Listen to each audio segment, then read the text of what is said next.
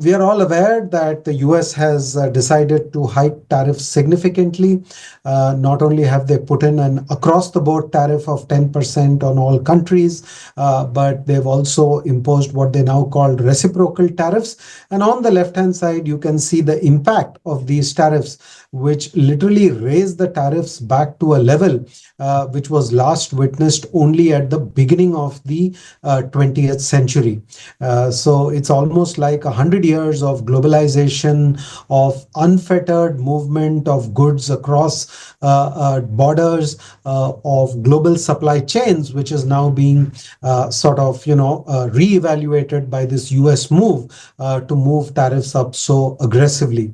Very quickly on the right hand side, who is at risk from not only this across the board tariff, but also the reciprocal tariffs.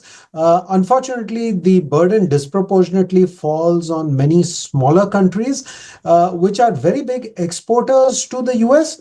But because the size of their GDP is much more limited, they do not really import too much from them. So you look at this chart on the right side: Singapore, Vietnam, Malaysia, Taiwan, Thailand, Korea.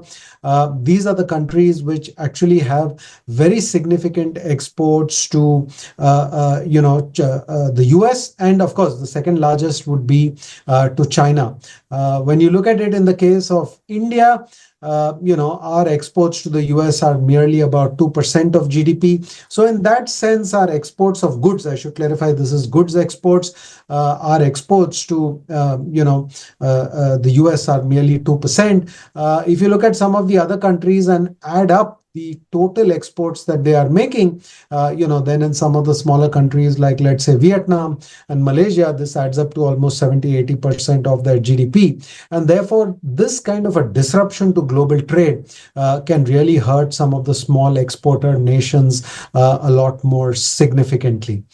So clearly, this US tariff war that they have now begun on, they believe this is something that they are being forced to do because the world has traded unfairly with them, both through tariff and non-tariff barriers. But this is really now a significant disruption, which has literally reverted tariffs back to where we were 100 years ago.